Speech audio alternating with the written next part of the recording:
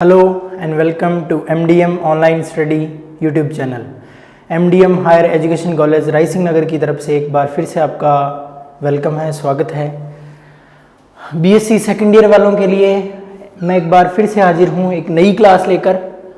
हम जो है टिश्यूज़ की बात कर रहे थे, उत्तकों की बात कर रहे थे हम, और उत्तक में जो सिंपल टिश्यू है, सरल उत्तक है, उनके ऊपर जो है चर्चाएँ चल रही हैं।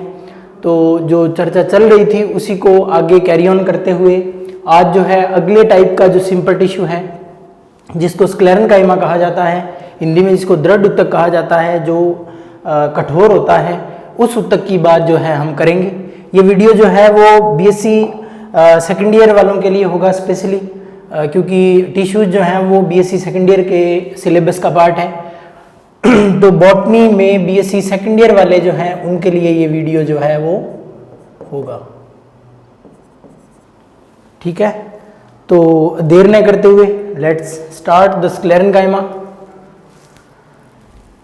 सबसे पहले जो हम अब तक पढ़ चुके हैं उसके बारे में आपको संक्षेप में बता दूं।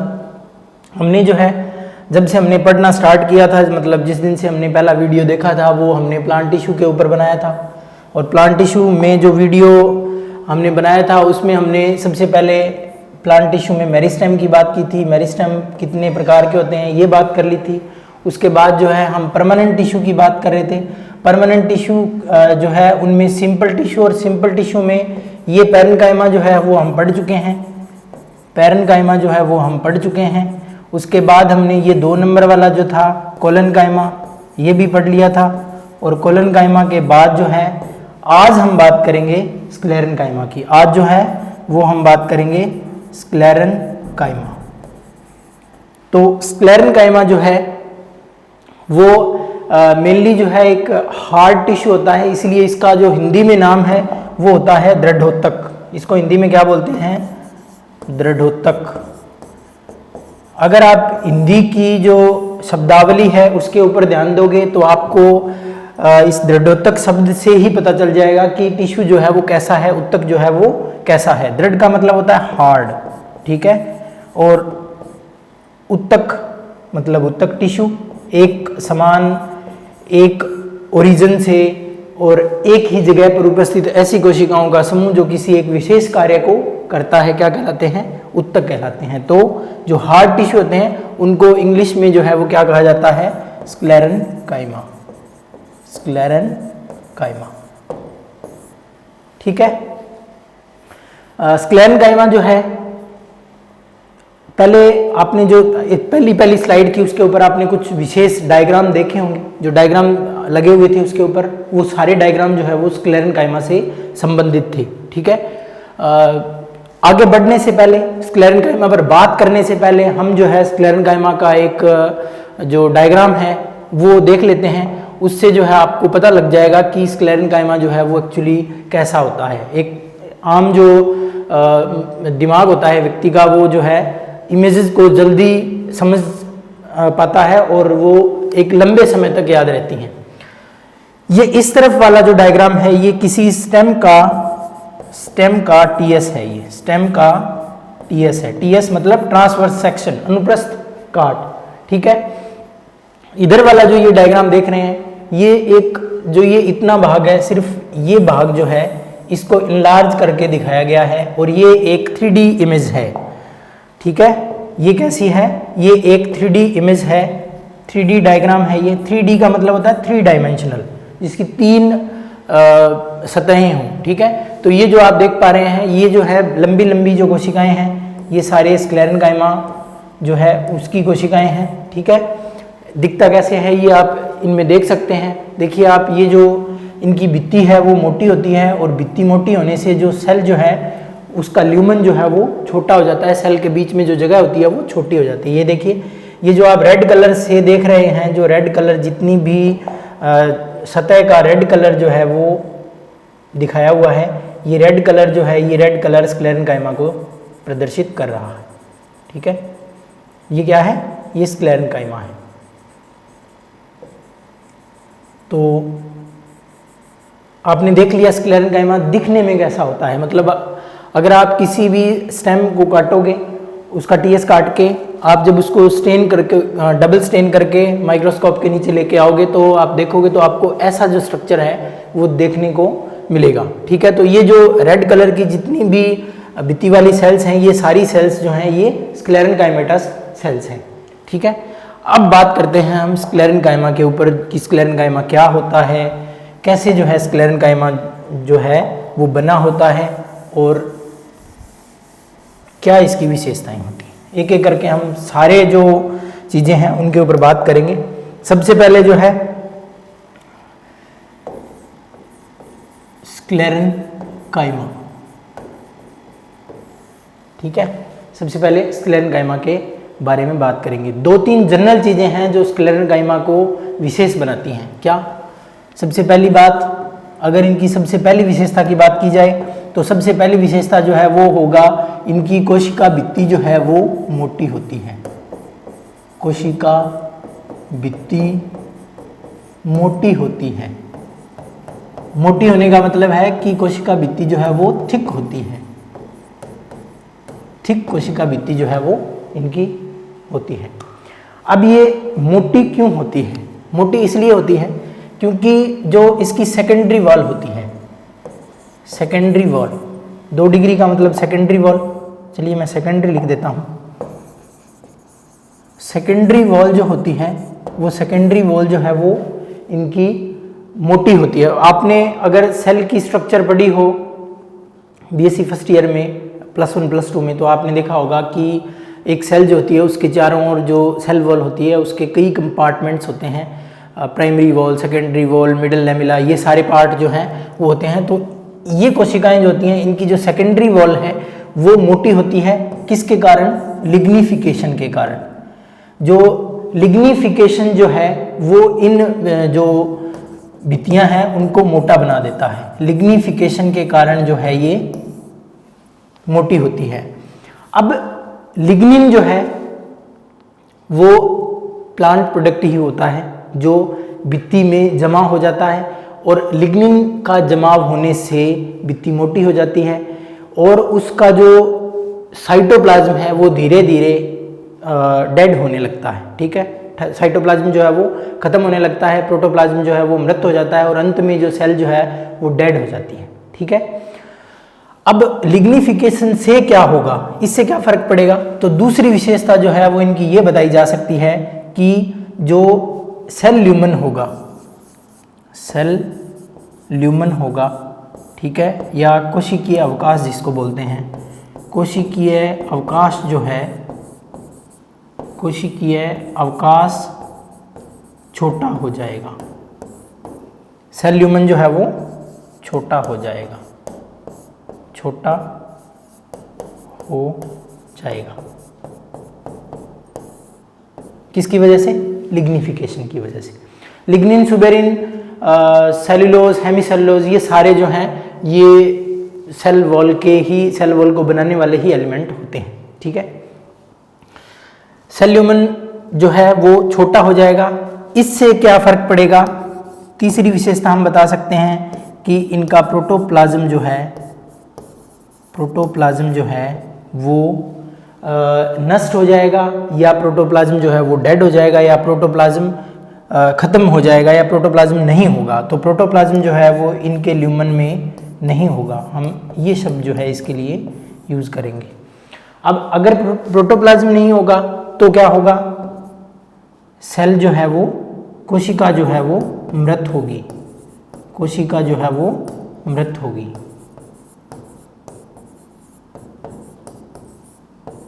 ठीक है, कोशिका जो है वो मृत होगी।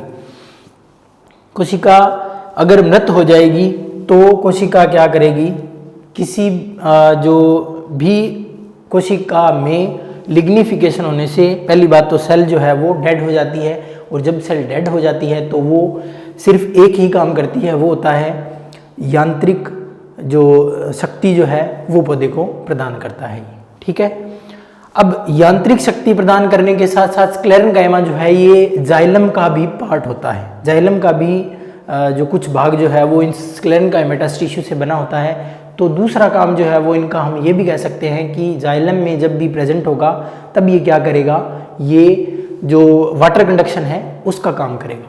ठीक है, अब एक स्पेशल केस की ये जो तीनों विशेषताएं हैं, ये स्क्लेरेनकाइमा की जो जनरल आप बता सकते हैं, जनरल कैरेक्टरिस्टिक्स ऑफ स्क्लेरेनकाइमा है ये जनरलाइज्ड जो कोई भी सेल होगी उसमें ये फिनोमेन जो है वो होंगे। ठीक है, जो भी स्क्लेरेनकाइमा की सेल्स होगी। अब एक स्पेशल केस की बात करते हैं, इसी पे बना देता हूं मैं, आप इसको जो है स्क्रीनशॉट ले लें। एक स्पेशल केस जो है वो ये है कि कुछ इंटरमीडिएट फॉर्म्स भी होती हैं। मैंने अभी आपको ये बताया कि जो सेल्स होती हैं उनमें क्या होता है कि ल्यूमन जो है उसमें प्रोटोप्लाज्म जो है वो नष्ट हो जाएगा, प्रोटोप्लाज्म नष्ट होने से सेल जो है वो डेड हो जाएगी। कुछ इंटरमीडिएट फॉर्म भी होती हैं, कुछ इंटरमीडिएट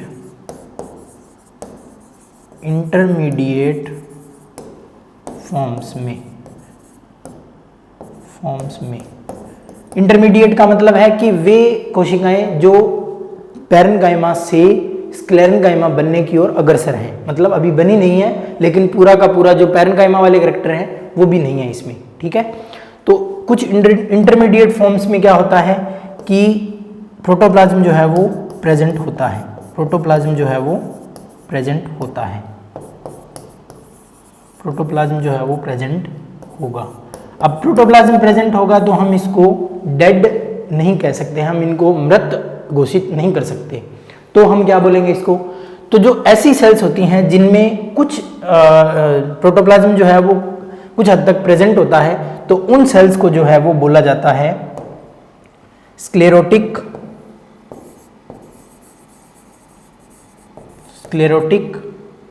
पैरेन्काइमा। ठीक है, पैरेन्काइमा से बन रही हैं तो ये क्या होंगी, स्क्लेरोटिक पैरेन्काइमा। ये जो है एक स्पेशल केस हो जाता है, तो इसको आप जो है वो ध्यान रखना। आपको ये पूछा जा सकता है कि बताइए वे सेल्स जो पैरेन्काइमा भी नहीं है और स्क्लेरेनकाइमा भी नहीं बनी है, उस इंटरमीडिएट फॉर्म को क्या बोला जाता है, तो उस इंटरमीडिएट फॉर्म को क्या बोला जाता है, स्क्लेरोटिक पैरेन्काइमा बोला जाता है। ठीक है, ये सारी बातें होंगी स्क्लेरेनकाइमा के बारे में। अब हम जो है स्क्लेरेनकाइमा जो है उनकी सेल्स जो है उनकी बात कर लेते हैं कि सेल्स जो है वो कैसी होंगी। ठीक है, तो अगली स्लाइड जो है उस पर हम बात करेंगे पैरेन्काइमा की सेल्स के बारे में। अब सेल्स जो होंगी पैरेन्काइमा की, वो सेल्स जो हैं आकार, आमाप, संरचना और उत्पत्ति में विविध होती हैं। ठीक है, तो इसका मतलब कि सेल्स जो होंगी वो शेप, साइज, स्ट्रक्चर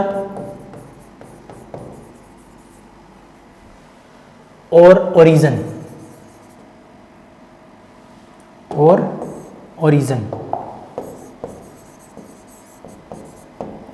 में विविध होती है, या इसको हम बोल सकते हैं डिफरेंट होती हैं। इसको हम क्या बोल सकते हैं, डिफरेंट होती हैं।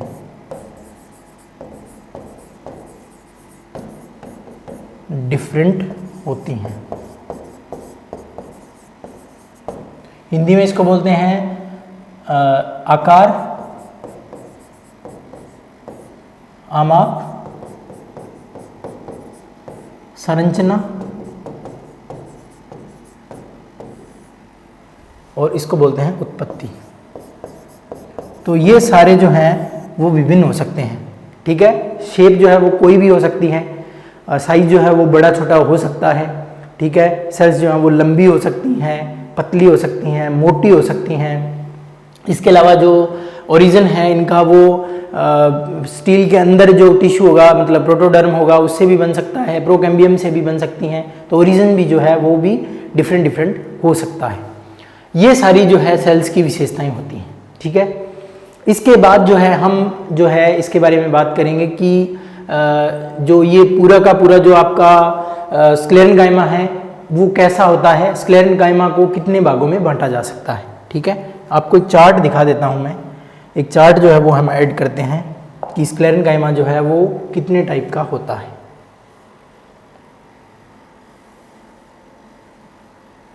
ये देखिए आप इस चार्ट के ऊपर देख पाएंगे कि स्क्लेरेन्काइमा का जो टाइप है वो क्या होता है।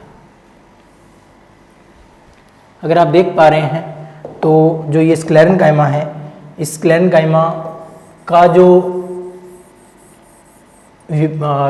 वर्गीकरण है वो इस तरीके से किया जाता है कि इसमें एक तो फाइबर्स आते हैं, एक तो इसमें क्या आते हैं, फाइबर्स या तंतु आते हैं, ठीक है, इनको हिंदी में बोला जाता है तंतु, ठीक है। और दूसरी चीज जो है वो क्या आते हैं, स्क्लेरीड्स आते हैं, ठीक है। तंतु जो है वो जैसे नाम से स्पष्ट है, तंतु क्या होगा, लंबा होगा, पतला होगा, ठीक है, नुकीला हो सकता है या ऊपर से जो ब्लंट एंड वाला हो सकता है।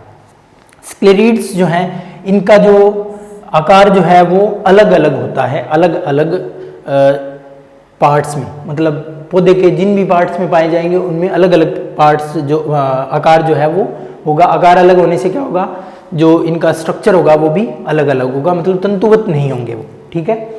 अब तंतु जो होते हैं उनमें दो प्रकार के जो तंतु जो हैं वो मेनली पढ़े जाते हैं, जो आपकी जो सिलेबस है, आपकी जो बुक है, उनमें दो टाइप के जो तंतु जो हैं वो दिए हुए हैं, ठीक है। एक तो जाइलरी फाइबर्स जो जाइलम में प्रेजेंट होते हैं, ठीक है, और एक होते हैं एक्स्ट्रा जाइलरी फाइबर्स जो जाइलम से बाहर होते हैं, जिनको क्या बोला जाता है, बास्ट फाइबर भी बोला जाता है। जो फ्लोएम फाइबर होता है मेनली उसको बास्ट फाइबर जो है वो बोला जाता है। स्क्लेरीड्स ये जो हैं, जितने भी आपको ये नाम दिख रहे हैं इस पूरी की पूरी स्लाइड के ऊपर, ये सारे नाम जो हैं ये पौधे को या तो कठोरता देंगे, यांत्रिक शक्ति देंगे, फ्लेक्सिबिलिटी देंगे, उसको जो इलास्टिसिटी देंगे, टेंसाइल स्ट्रेंथ देंगे, मतलब ये सारे नाम जो है ये जो पूरी की पूरी स्ट्रक्चर्स यहाँ दिख रही हैं आपको, जो नाम दिख रहे हैं, ये सारा जो टिश्यू का टाइप है ये वो पौधे को ये यांत्रिक शक्ति और फ्लेक्सिबिलिटी देते हैं, ठीक है। तंतु जो हैं वो आपने कभी, अगर आपने किसी भी स्टेम का एलएस काटा हो तो आपने वहाँ देखा होगा कि जो इसका फाइबर जो है वो कैसा होता है। अगर आप स्क्लेरीड्स की बात करें तो स्क्लेरीड्स जो हैं वो डिफरेंट टाइप के होते हैं। पत्ती जो होती है, लीफ जो होती है, उसका पिटियोल जो होता है उसमें प्रेजेंट हो सकता है, या जो डिफरेंट टाइप के जो, अगर आपने फ्रूट खाए हैं, अगर आपने नाशपाती खाई है तो नाशपाती जब हम खाते हैं तो उसमें जो है किरकिरापन होता है एक, ठीक है। आप जब नाशपाती खाते हैं तो आपको यूँ लगता है कि इसमें नाशपाती में जो बीज हैं या जो किरकिरापन है वो इन स्क्लेरीड्स की वजह से होता है, उनको बोलते हैं ब्राची स्क्लेरीड्स। ये जो ब्राची स्क्लेरीड्स है ये आपको नाशपाती के फ्रूट में जो है मिलते हैं। इसके अलावा एस्ट्रोस्क्लेरीड्स, ओस्टियोस्क्लेरीड्स, मैक्रोस्क्लेरीड्स, फिलीफॉर्म स्क्लेरीड्स, ये जो है स्क्लेरीड्स के विभिन्न टाइप हैं। जब स्क्लेरीड्स की बात करेंगे तब इन सब के बारे में आपको जो है मैं बताऊंगा, ठीक है। पहले जो है हमारा आज का जो टॉपिक होगा वो बात करेंगे हम फाइबर के ऊपर, ठीक है। फाइबर्स जो होंगे उनके ऊपर बात करेंगे। तो सबसे पहले जो है वो ये डायग्राम आप देख चुके हैं। सबसे पहले हम बात करेंगे फाइबर्स के बारे में, ठीक है। फाइबर्स, सबसे पहले तंतुओं के बारे में जान लेते हैं, ठीक है। तंतु क्या होता है, कैसा होता है, ये सारी बातें जो है हम डिस्कस कर लेते हैं कि तंतु जो हैं वो क्या होते हैं। आपने देख लिया स्क्लेरेन्काइमा जो है वो दो टाइप के होते हैं, फाइबर्स और स्क्लेरीड्स। फाइबर्स जो है वो आज का हमारा जो टॉपिक जो है वो फाइबर्स है। अब हम अगर फाइबर्स की बात करेंगे तो एक एक करके जो है हम इनकी विशेषताएं लिखेंगे। जैसे कि नाम से स्पष्ट है, तंतु जो हैं वो क्या होते हैं, पतले होते हैं, ठीक है, लंबे होते हैं, ठीक है, पतले, लंबे, मोटे और वुडी कास्टिल जो है वो होते हैं। मोटे क्यों होते हैं, क्योंकि इनकी कोशिका भित्ति जो है वो मोटी होती है। और कास्टीय या वुडी होते हैं, कास्टीय या वुडी होते हैं, ठीक है, कास्टीय या वुडी होते हैं। अब जो ये सेल्स की विशेषताएं हैं, मतलब पतली, लंबी, मोटी और वुडी सेल्स जो हैं इनकी होती हैं, ठीक है। तंतु जो है वो मुख्यतया आपको, जो ये तंतु होते हैं वो मुख्यतया आपने जो सुना होगा जाइलम फाइबर, फ्लोएम फाइबर, तो वो जो है कहाँ मिलते हैं, ये मेनली जो है आपको वस्कुलर टिश्यू जो होगा उसमें मिलेंगे। वस्कुलर टिश्यू को हम क्या बोलते हैं, संवहन उत्तक। और संवहन उत्तक जो है वो पौधे में कहाँ मिलेंगे, अगर मैं आपको स्टेम के टीएस की बात करूं तो ये मान लीजिए आप स्टेम का टीएस है, तो इस स्टेम के टीएस में ये तो बाहर वाला पार्ट हो गया, ठीक है, देखिए दो टाइप होते हैं। मैंने आपको इससे पहले भी, जब मैंने एक दिन आपको स्ट्रक्चर दिखाई थी शायद इससे पहले वाले वीडियो में, तब मैंने आपको एक स्टेम का जनरलाइज्ड जो व्यू है वो दिया था कि कहाँ कौन सा पार्ट जो है वो कहाँ होता है। तो ये जो पार्ट होता है इसको हम बोलते हैं एक्स्ट्रा स्टीलर रीजन, स्टील से बाहर वाला रीजन, और यहाँ बीच में पित्त होती है, और ये जो पूरा का पूरा पार्ट होता है यहाँ से यहाँ तक, इसको हम बोलते हैं स्टीलर रीजन। तो वस्कुलर टिश्यू जो है वो इस पार्ट का भाग होता है, यहाँ प्रेजेंट होते हैं मेनली स्टेम में, ठीक है, एक सिलेंडर में प्रेजेंट होते हैं। तो ये वस्कुलर टिश्यू जो है, ये फाइबर जो है वस्कुलर टिश्यू में प्रेजेंट होते हैं, और वस्कुलर टिश्यू कहाँ होता है वो मैंने आपको बता दिया कि यहाँ होते हैं, ठीक है। दूसरी बात, अगर ये एक लेयर के रूप में होंगे तो जैसे आपने इससे पहले वाला डायग्राम जो है वो देखा था, जैसे आपने ये डायग्राम देखा था, ये एक पार्ट है, मतलब टिश्यू जो है उसका एक पार्ट जो है वो दिखाया गया है आपको। या तो ये क्या होगा, पूरा का पूरा एक चक्र बनाएगा, या एक पट्टी जो है वो बनाएगा, ठीक है। तो किसी भी तरीके से जो है ये प्रेजेंट हो सकता है। अब मैंने आपको इससे पहले भी बता दिया कि ये क्या करेंगे, ये जो स्ट्रेंथ जो है, मैकेनिकल स्ट्रेंथ जो है वो देंगे प्लांट को। क्या देंगे, मैकेनिकल स्ट्रेंथ जो है, स्ट्रेंथ जो है वो देंगे प्लांट को, ठीक है। मैकेनिकल स्ट्रेंथ जो है वो यांत्रिक शक्ति जिसको हम बोलते हैं, उसमें फ्लेक्सिबिलिटी आ सकता है आपका, फ्लेक्सिबिलिटी, इलास्टिसिटी आ सकता है, ठीक है। तो इलास्टिसिटी आ सकता है, इसके अलावा जो है आपका जो तनन क्षमता जिसको हम टेंसाइल स्ट्रेंथ बोलते हैं वो आ सकता है, टेंसाइल स्ट्रेंथ आ सकता है, ठीक है। तो ये सारे जो कैरेक्टर्स हैं ये एक फाइबर्स जो है उनके हो सकते हैं, ठीक है। अब फाइबर्स जो है वो अगर आप देखना चाहें, अगर मैं आपको दिखाऊं कि फाइबर्स जो है वो कैसे दिखेंगे, तो एक जनरलाइज्ड जो है डायग्राम जो है वो हम इस टाइप से बना सकते हैं। फाइबर जो है वो मेनली ऐसे होते हैं, ठीक है, या तो ऐसा होगा, या जो है इसका एंड जो है वो ब्लंट होगा। ब्लंट का मतलब नुकीला नहीं होता है, ठीक है। तो कुंठित जो एंड है वो हो सकता है, तो ये तीखा, या जो टेपरिंग एंड जो है वो हो सकता है, या जो है ब्लंट एंड हो सकता है। इसके अलावा अगर इसके अंदर पिट प्रेजेंट होंगे तो पिट भी इसके अंदर प्रेजेंट हो सकते हैं, और पिट जो है वो दो टाइप के हो सकते हैं, एक तो बॉर्डर्ड पिट और एक सिंपल पिट, ठीक है। इसके अलावा जो आपका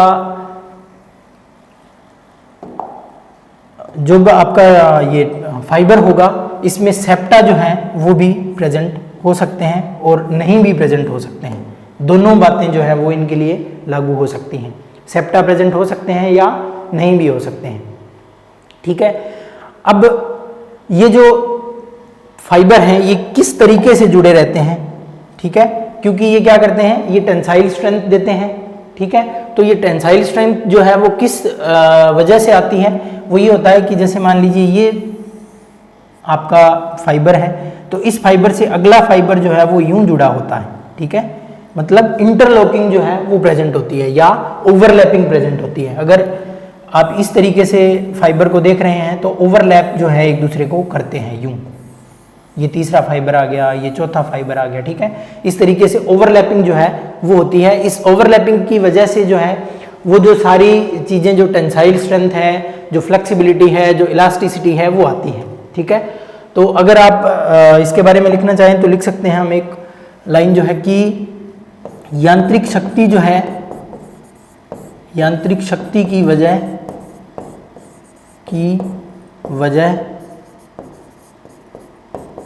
फाइबर्स का इंटरलॉक्ड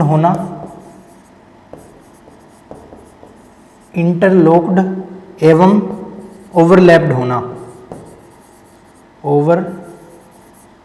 होना है। इंटरलॉकिंग जो है उसको हिंदी में बोलते हैं हम अंतः बंधन, और ओवरलैपिंग जो है उसको बोलते हैं हम अति व्यापन, ठीक है। तो अगर इस तरीके से जुड़े हुए हैं तो ये क्या है, इंटरलॉक्ड है, अगर इस तरीके से जुड़े हुए हैं तो ये क्या है, इंटरलॉक्ड हैं, इसको हम बोलते हैं अंतः बंधन। और अगर ये इस तरीके से जुड़े हुए हैं तो ये क्या है,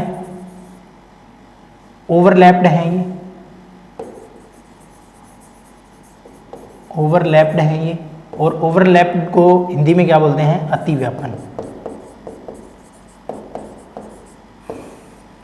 ठीक है, तो ये यांत्रिक शक्ति जो है वो क्यों देते हैं, या यांत्रिक शक्ति देने की वजह क्या है, वजह है इनका इंटरलॉक्ड और ओवरलैप्ड होना। ठीक है, ये जो है यांत्रिक शक्ति का मतलब है कि ज़्यादा तेज हवा, ठीक है, या जो तनाव होता है, जो तनाव जो है वो किसी भी वजह से पैदा हो सकता है, आप जो है वो भी तनाव का कारण हो सकते हैं। जब आप बचपन में जब आपने कोई खेल खेला हो पेड़ के ऊपर, तब आपने जो है पेड़ की टहनी को पकड़ के नीचे उतरना, ये सारी जो क्रियाएं की होंगी, तो वो तनाव जो है, वो तनाव से बचाने का काम जो है वो क्या होता है, इन फाइबर्स का होता है। ठीक है, उसके अलावा कोलन काइमा जो है वो भी कुछ हद तक इम्पोर्टेंट होता है, जो हमने पिछले वीडियो में डिस्कस किया था।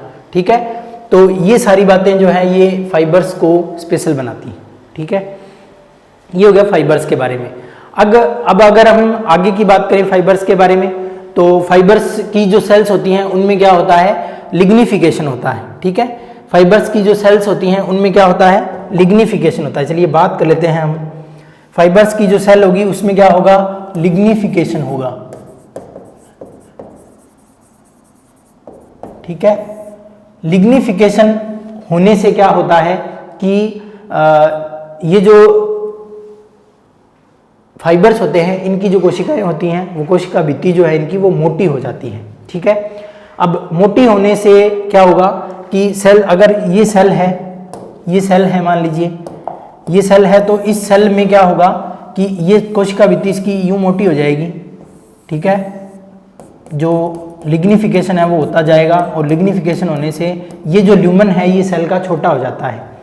लिग्निफिकेशन जो है वो होने से सेल का ल्यूमन जो छोटा हो जाता है, छोटा होने से जो है जो प्रोटोप्लास्ट जो है उसको जगह कम मिलती है और वो नष्ट होता जाता है। ठीक है, तो इस वजह से जो ल्यूमन है वो कई बार नहीं भी होता है, या बहुत कम जो है ल्यूमन रह जाता है।